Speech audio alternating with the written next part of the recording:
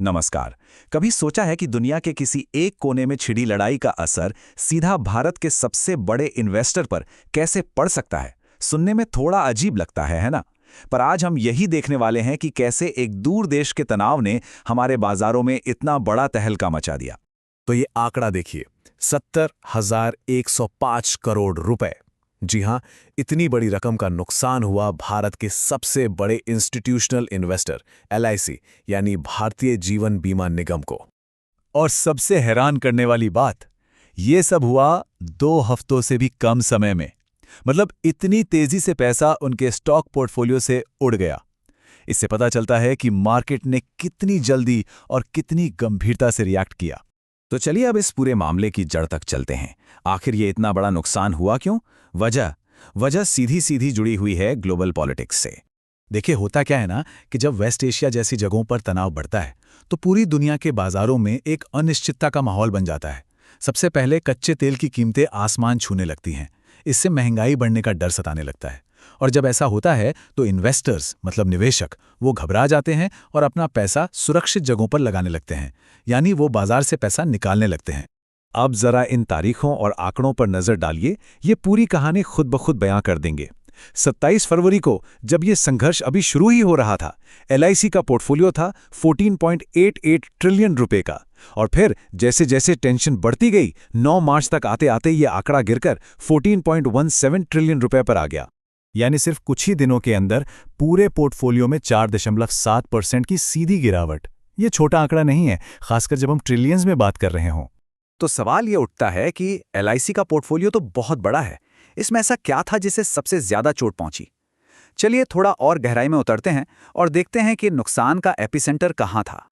तो ये चार्ट देखिए, असर तो देखिए कई स्टॉक्स पर पड़ा, लेकिन जो सबसे बड़ा हिस्सा है, लगभग 22% नुकसान वो आया बैंकिंग स्टॉक्स से। और उसके ठीक बाद करीब 11% का नुकसान अकेले एक कंपनी लार्सन एंड टुब्रो यानी एलएनटी से हुआ। और अगर हम बड़े नामों की बात करें तो SBI, LNT, ICICI bank, HDFC bank, इन सब ने इस गिरावट में एक बड़ी भूमिका निभाई। ये वो स्टॉक्स थे जिन्होंने एलआईसी के पोर्टफोलियो को सबसे ज्यादा नीचे खींचा। लेकिन अब एक जरूरी सवाल, आखिर ऐसा क्या हुआ कि इस ग्लोबल टेंशन का सबसे ज्यादा असर बैंकिंग सेक्टर और एलएनटी पर ही पड़ा, बाकी सेक्टर्स पर क्यों नहीं? चलिए इसी को समझते हैं। तो सबसे पहले बात करते हैं बैंकिंग सेक्टर की। यहां पर एक तरह का चेन रिएक्शन हुआ। देखिए, इसे स्टेप बाय स्टेप समझते हैं। सबसे पहले लड़ाई की वजह से कच्चे तेल के दाम बढ़े, फिर तेल महंगा होने से महंगाई बढ़ने का डर पैदा हुआ। अब इस महंगाई को कंट्रोल करने के लिए सेंट्रल बैंक अक्सर क्या करते हैं, वो ब्याज दरें बढ़ा देते हैं।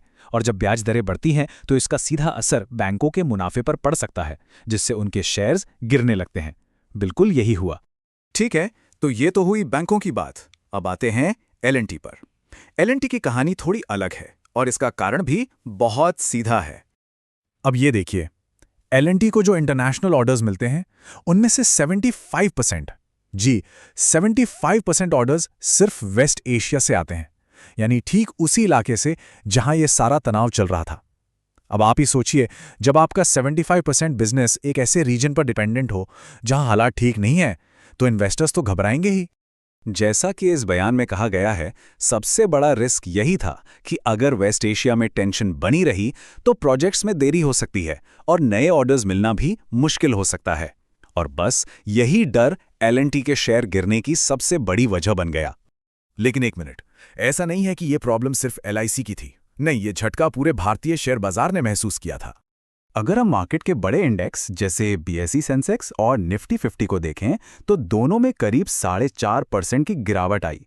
और तो और जो मिड कैप और स्मॉल कैप स्टॉक्स होते हैं, यानी छोटी और मंझोली कंपनियां, उनमें तो और भी ज्यादा करीब 5% की गिरावट हुई।